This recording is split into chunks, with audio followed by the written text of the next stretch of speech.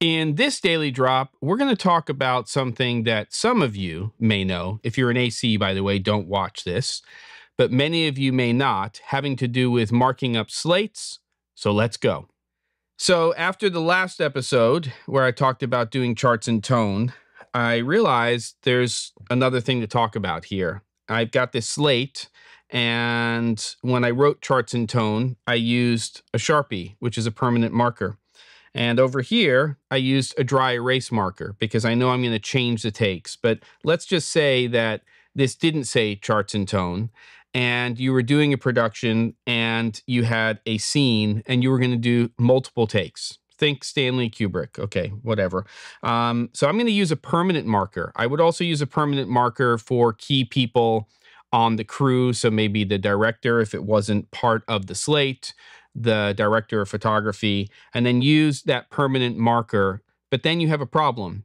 How do you get rid of it? Well, surprisingly, an erasable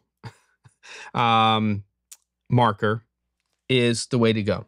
So a dry erase is what we call them very oftentimes. Oh, that's clean. I'm looking at a reference over here so you can actually see. So I take that, you can see here, this is permanent, right?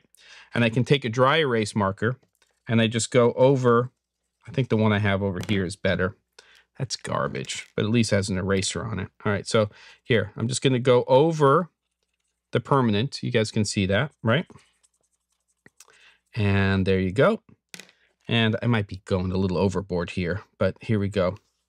And then magique, it comes off. And, you know, if you miss a couple of spots, you can just hit it with the dry erase marker again, and you can clean it up a little bit more.